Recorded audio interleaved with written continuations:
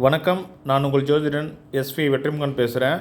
நம்ம இந்த காணொளி பதிவில் அர்னால்ட் ஷ்வார்ஸ்நெக்கர் அவரை விட்டு வைக்காத 4-8-12 பாவ கூட்டு விளைவு என்னும் தலைப்பில் ஆலோசிப்போம். தசாபுக்திகளில் 4-8-12 பாவ கூட்டு விளைவு தீமையை விளைவிக்கும் என்பதை பல உதாரண ஜாதகங்களோடு பார்த்துருக்கோம். ஹாலிவுட் உச்ச நட்சத்திரமான அர்னால்ட் பிறந்திருப்பது 30 ஜூலை 1947 அதிகாலை 4:10 AM கிராஸில் பிறந்திருக்காரு, ஆஸ்திரியா நாட்டில். ஐநாம்சா கேபி பிறக்கின்ற போது கேது மகாதசை இருப்பு 1 வருடம் 6 மாதங்கள் 12 நாட்கள்.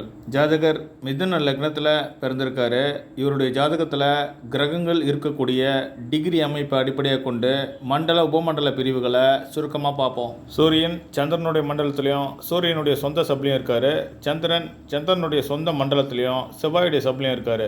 செவ்வாய் புதனுடைய மண்டலத்திலையும் புதனுடைய சப்லையும் இருக்கார். புதன் சனியுடைய மண்டலத்திலையும் சூரியனுடைய சப்லையும் இருக்கார். குரு சனியுடைய மண்டலத்திலையும் சூரியனுடைய சப்லையும் இருக்கார். சுக்கிரன் கேதுவுடைய மண்டலத்திலையும் கேதுவுடைய சப்லையும் இருக்கார். சனி ராகுவுடைய மண்டலத்திலையும் சுக்கிரனுடைய சப்லையும் இருக்கார். ராகு கேதுக்கள் சுக்கிர மண்டலத்திலையும் புதனுடைய சப்லையும் இருக்காங்க. நவகிரகங்களும் குறிகாட்டக்கூடிய பாவ குறிகாட்டிகளை மண்டல அடிப்படையில் சுருக்கமாக பார்ப்போம். சூரியன் 1-3-6 பாவங்களை மண்டல வாயிலாகவும் சப்ளாடு வாயிலாகவும் குறிகாட்டுறாரு. சந்திரன் 6வது பாவத்தை மண்டல வாயிலாகவும் 4-12 பாவங்களை சப்ளாடு வாயிலாக குறிகாட்டுறாரு. செவ்வாய் 4-12 பாவங்களை மண்டலம் வாயிலாகவும் 2-8-9 பாவங்களை சப்ளாடு வாயிலாக குறிகாட்டுறாரு. புதன் 2-8-9 பாவங்களை மண்டலம் வாயிலாகவும் 1-3-6 பாவங்களை சப்ளாடு வாயிலாக குறிகாட்டுறாரு. குரு 2-5-7-8-10 பாவங்களை மண்டலம் வாயிலாகவும் 1-3-6 பாவங்களை சப்ளாடு வாயிலாக குறிகாட்டுறாரு.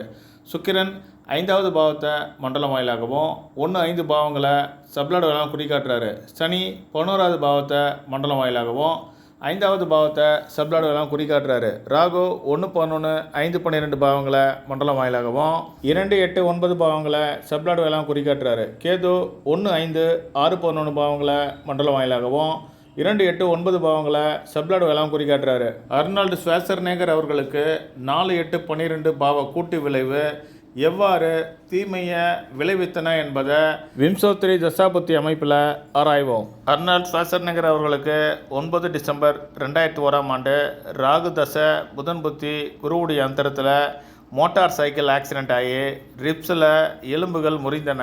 தசா நடத்தக்கூடிய ராகு 12வது பாவ குறிகாட்டிய மண்டலம் வாயிலாக மறைமுகமாக குறிகாட்டுறாரு.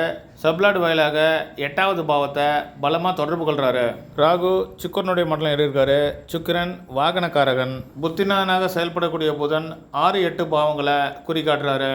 அந்திரநாதனாக செயல்படக்கூடிய குருவும் 6-8 பாவங்களோட தொடர்பு கொள்கிறாரு. மறுபடியும் அர்னால்ட் ஷ்வார்ஸ்நெக்கர் அவர்கள் இதே ராகு தசையில் பைக் விபத்தில் சிக்கினார். 8 ஜனவரி 2006 ராகு தசை குரு புத்தி சனியுடைய அந்தரத்தில். அர்னால்ட் அவர்களுக்கு உதட்டில் காயம் ஏற்பட்டு 15 தையல்கள் போடப்பட்டன. ராகு 8-12 தொடர்பு கொள்வதையும் குரு 6-8 தொடர்பு கொள்வதையும் காண முடியும். அர்னால்ட் அவர்களுக்கு இதய அறுவை சிகிச்சை நடந்தது 29 மார்ச் 2018 குரு தசை சுக்கிர புத்தியில். தசாநாதனாக செயல்படக்கூடிய குரு 6-8 பாவங்களோட தொடர்பு கொள்கிறாரு. 6-8 பாவங்கள் இவருக்கு நடக்கக்கூடிய இருதய அறுவை சிகிச்சையை குறிக்கும். புத்திநாதனாக விளங்கக்கூடிய சுக்கிரன் 12க்கு அதிபதியாகிறாரு. ஆதிபத்தியம் வாயிலாக 12வது பாவத்தோட தொடர்பு கொள்கிறாரு.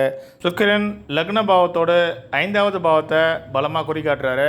1-5 பாவ குறிகாட்டிகள் அர்னால்ட் அவர்கள் வெற்றிகரமாக இந்த நோயிலிருந்து மீண்டு வருவதை குறிக்குது. மற்றொரு ஜோதிட காணொலியோடு உங்களை சந்திக்கிறேன். நன்றி, வணக்கம்.